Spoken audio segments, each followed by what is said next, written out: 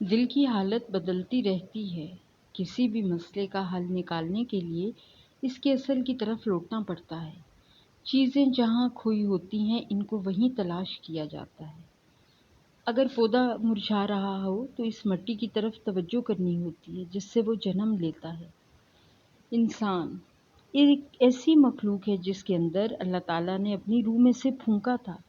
انسان کو خود سے ملنے کے لیے اپنے پیدا کرنے والے کی طرف واپس لوٹنا ہوگا۔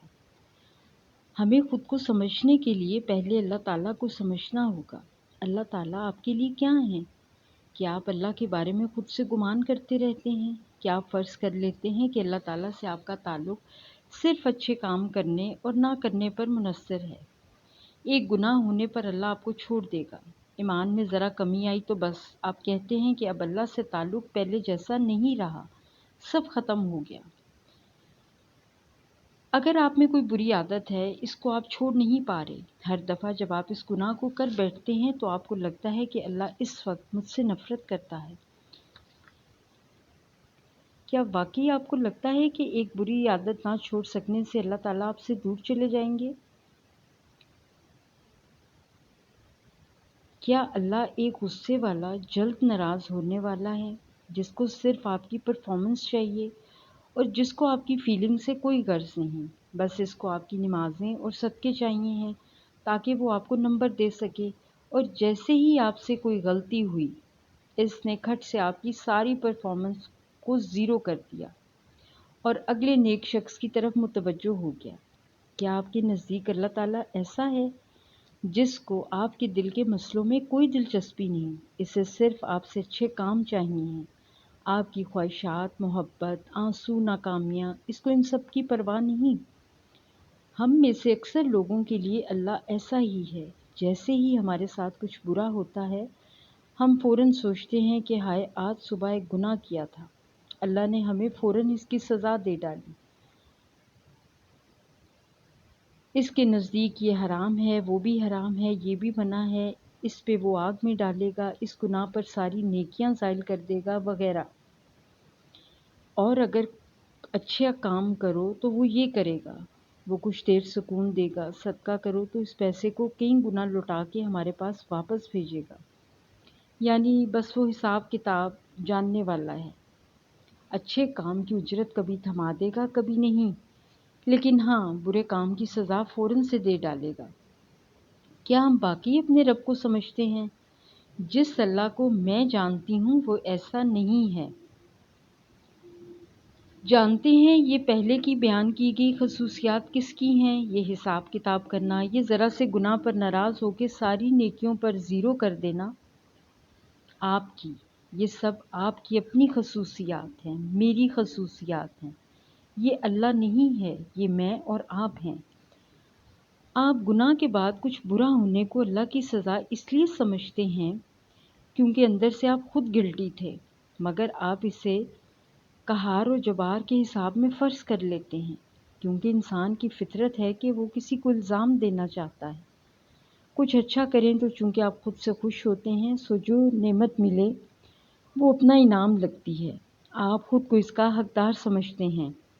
آج کتنا اچھا ہوا ہے، سب میرے ساتھ دیکھا، یہ میری 5 وقت کی نمازوں کا صلہ ہے، یہ میرے صدقے کی برکت ہے، یہ میری خوش اخلاقی کا انعام ہے۔ یہ بھی اللہ نہیں ہے، یہ بھی آپ ہیں، کیونکہ ہمارا رب ان چھوٹی چھوٹی جمع تفریق سے بہت اوپر ہے۔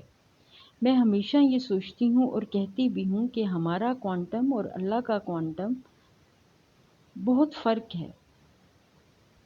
یہ ہم خود ہوتے ہیں جو اپنے گناہ پہ خود سے نفرت کرتے ہیں، یہ ہم خود ہوتے ہیں جو اپنی نیکیوں کے باعث خود کو ہلکا پھلکا اور خوش محسوس کرتے ہیں۔ آپ کی ساری کیلکولیشن فرشتے کر رہے ہیں، اللہ تعالیٰ کو یقیناً یہ حساب کتاب معلوم ہے، وہ ہر چیز سے واقف ہیں، اور قیامت کے دن وہ اسی کی بنیاد پر جنت جہنم کے فیصلے کریں گے۔ لیکن قیامت کے دن بھی یاد رکھیے گا اللہ تعالیٰ آپ کے اعمال کی گنتی نہیں کریں گے، وہ ان کو تولیں گے۔ میں یہ نہیں کہہ رہی کہ گناہوں کی سزا نہیں ملتی، ظاہر ہے اعمال کے مطابق ہی آپ کو جزا سزا ملے گی، لیکن قیامت کے دن البتہ کچھ گناہ ایسے ہیں جیسے والدین کی نافرمانی، فحاشی پھیلانا، قطع رحمی اور سرکشی جن کی سزا دنیا میں اللہ تعالیٰ دیتا ہے، اور اس کے علاوہ بھی کچھ چیزیں ہیں جن کے مکافات عمل کی وجہ سے آپ کو دنیا میں سزا ملتی ہے۔ لیکن اللہ تعالیٰ آپ کے گناہ کرتے ساتھ ہی آپ سے نفرت نہیں کرنے لگ جاتے، وہ آپ کو ایک دم سے رد نہیں کرتے۔ یہ جو ہمارا کانسیپٹ ہے نا کہ اللہ تعالیٰ ایک دم ہمارے اوپر کانٹا پھیر دیتا ہے، یہ غلط ہے۔ جب تک آپ زندہ ہیں اللہ تعالیٰ نے آپ کو مہلت دی ہوئی ہے۔ جب تک آپ زندہ ہیں اللہ تعالیٰ آپ سے مایوس نہیں ہوا۔ اس کا اور آپ کا تعلق سزا اور جزا سے ہٹ کے کچھ اور بھی ہے۔ اللہ نے اپنے 99 نیمز ہمیں کیوں عطا کیے تھے؟ تاکہ ہم جبار اور قہار پر ہی نہ اڑے رہیں بلکہ اپنے رب کو سمجھنے کی بھی کوشش کریں۔ اللہ تعالیٰ ہمارے لیے کون ہے اور ہم اللہ تعالیٰ کے لیے کیا ہیں؟ قرآن میں اللہ تعالیٰ نے 4 دفعہ قسم اٹھا کے فرمایا ہے کہ اس نے انسان کو احسن تقویم سے پیدا کیا ہے، بہترین سانچے میں پیدا کیا ہے۔ اس کو اللہ نے اپنے ہاتھوں سے بنایا ہے۔ جس شے کو اتنے پیار سے بنایا جائے، کیا ذرا ذرا سی باتوں پر اس کا مالک اس کو ناپسند کرنے لگتا ہے؟ کبھی بھی نہیں۔ ہم نے دراصل کبھی اللہ تعالیٰ کو سمجھا ہی نہیں۔ آپ نے کبھی نومولود بچے کو ہاتھ میں پکڑ کے دیکھا ہے؟ وہ اتنا چھوٹا، اتنا نرم و نازک ہوتا ہے کہ لگتا ہے زیادہ زور سے چھوا تو اس کی سکن پر نشان پڑ جائیں گے، ہاتھ سے پھسلا تو کہیں چوٹ نہ لگ جائے۔ اللہ تعالیٰ آپ کو بھی کبھی ایسا ہی بنایا تھا، اپنے ہاتھوں سے، اتنا ہی نازک اور حساس، چھوٹا اور معصوم۔ آپ میں اللہ نے اپنی روح میں سے پھونکا تھا، آپ کو اپنی فطرت پر تخلیق کیا تھا۔ جب اللہ نے ایک نازک بچے کی صورت آپ کو دنیا میں بھیجا تھا تب آپ اپنی حفاظت اور خیال کے قابل نہیں تھے، سو اس نے آپ کو آپ کے ماں باپ کے حوالے کیا بطور امانت کے۔ کیوں کسی کا بچہ مر جائے تو ماں باپ کو لوگ تسلی دیتے ہوئے کہتے ہیں کہ اللہ کی امانت تھی، وہ اللہ نے لے لی، کیونکہ آپ واقعی اپنے ماں باپ کے پاس اللہ کی امانت کے طور پر سونپے گئے۔ اللہ تعالیٰ نے آپ کے ارد گرد ایسے لوگ بنائے جو آپ کی حفاظت کریں اور آپ کے نگہبان بن جائیں۔ اللہ تعالیٰ نے ان لوگوں کے دلوں میں آپ کے لیے محبت بھی ڈال دی تاکہ وہ آپ کا خیال خوشی خوشی رکھ سکیں۔ آپ ان کے پاس اللہ کی امانت تھے، اور جب وہ بوڑھے ہو جائیں گے تو اللہ انہیں آپ کے پاس بطور امانت سونپ دے گا۔ کبھی سوچا آپ نے کہ جس اللہ کے بارے میں آپ یہ گمان کرتے ہیں، آپ بچپن سے اب تک اس کی نظر میں ہیں؟ اتنے اچھے برے اعمال کے باوجود اتنے برس اس نے مختلف انسانوں سے آپ کا خیال رکھوایا ہے۔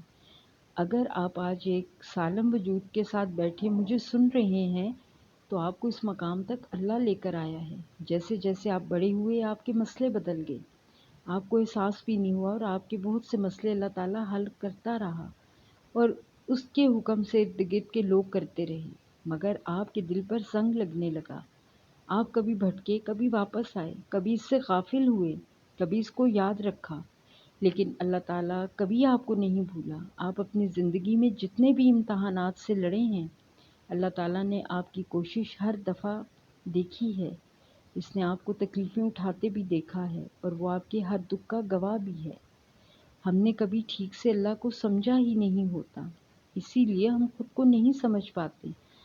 ہم سمجھتے ہیں کہ ہم اللہ سے صرف اپنی نیکیوں کی وجہ سے کنیکٹ ہوتے ہیں، باقی ہمارے احساسات، خواہشات، دل میں چلنے والے خیالات، معصوم حسرتیں، یہ سب اللہ تعالیٰ کا فیلڈ ہی نہیں ہے۔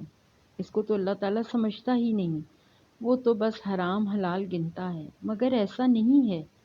اللہ تعالیٰ آپ کو جیسے جانتا ہے ویسے کوئی نہیں جانتا۔